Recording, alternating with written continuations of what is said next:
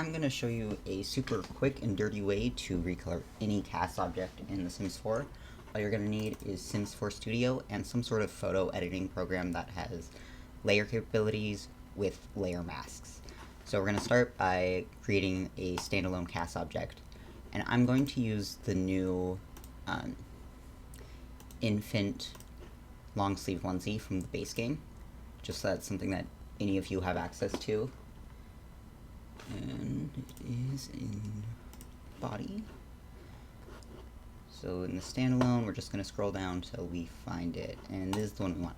And when I was first starting on making recolors of CAS, everything I watched and read said that you should try to find a white object. Solid white object is the easiest, but I'm going to show you how to do it even if there's not a plain white swatch. So let's just do even one of these flower ones, just that I can show you that even if it has different patterns on it, you can still do it and make a blank one. So let's do a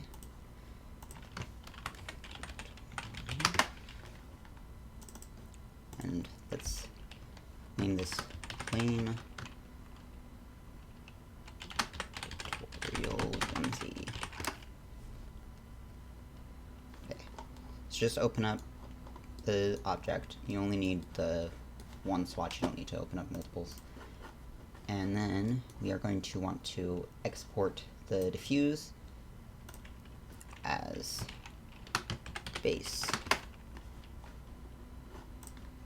You can of course name it whatever you want. And then you want to get the normal. And the normal is how you're going to do this for objects that don't have a plain white swatch. If it has a plain white swatch, you can just export the diffuse and essentially just do it through that. But if you don't have a plain swatch, you can use the normal and get that as normal. My editing software of choice is Krita. I know that Fire Alpaca also has the right abilities, and then Photoshop. GIMP probably could do it too, and there might be a workaround to do it with just plain paint, but with paint it would be a lot harder. So I'm just going to open both of those files in my editing software. We don't actually need all of this color, so what I'm going to do is lock the alpha and just make this completely white. Then we're going to get the normal, and because it's obviously not the same size, but we want to copy it and then paste it, and then you want to just drag it down and make sure it lines up perfectly with the bottom. So I'm going to zoom in down to the pixel level just so that I know that it's hitting that bottom edge. And as you can see now, where these lines show up, it matches. So now what we want to do is select this bottom layer. So now that we have those selected, we're actually going to invert the selection, and that way we can delete this extra gray part from the normal map. So now, essentially what this is it's going to show the shadows and the ridges and stuff, so that when you recolor it, all of that still shows up. Because if you just say recolored this whole swatch, oh, not that.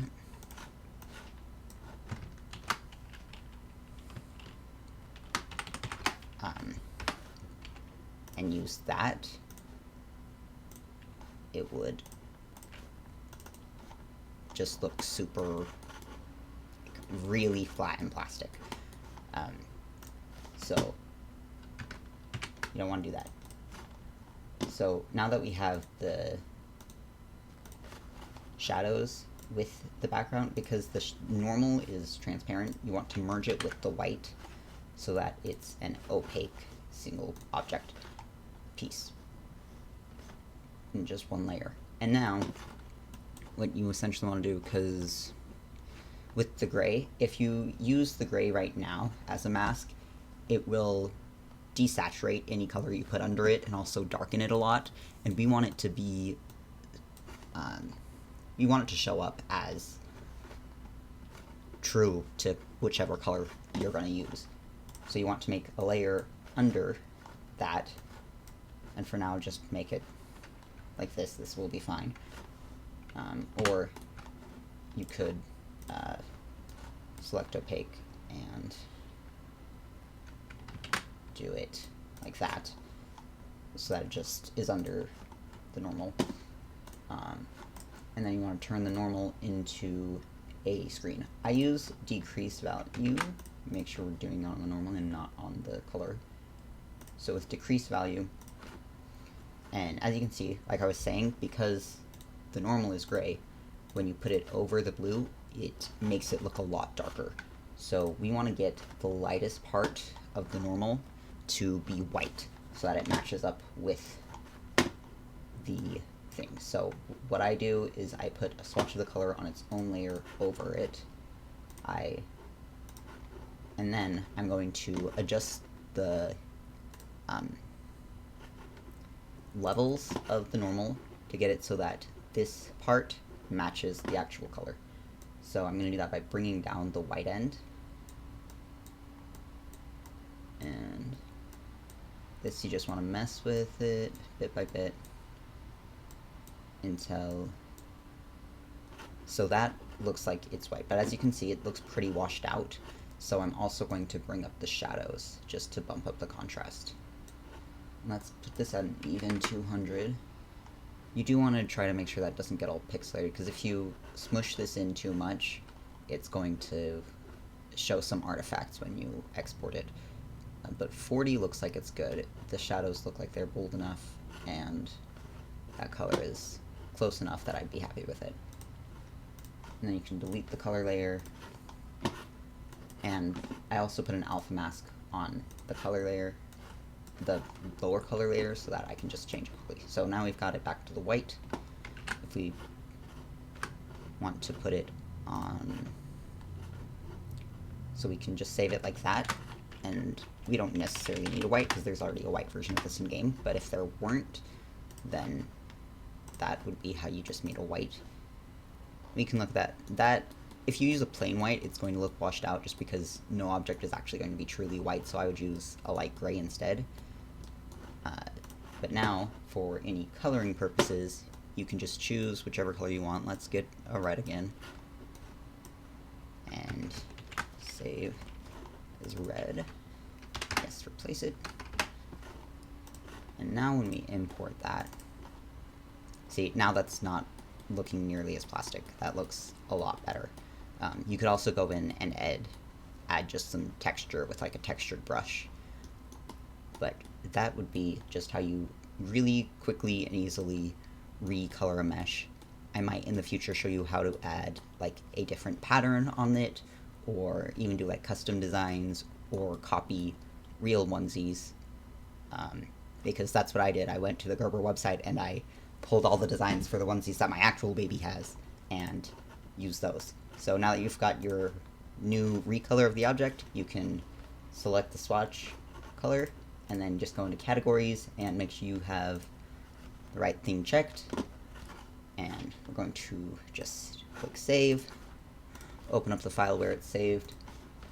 I have a shortcut for my mods folder on my desktop, so I can just open that up and copy that into there.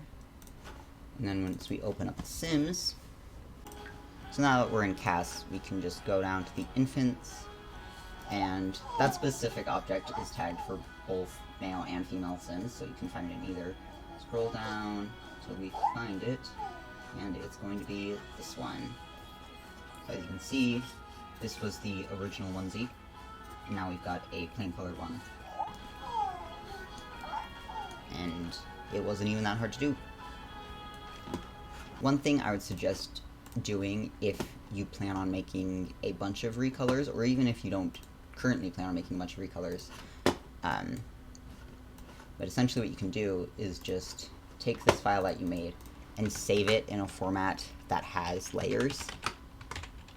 That way, if you later decide that you want to add more colors to the swatch, you don't have to worry about exporting everything again.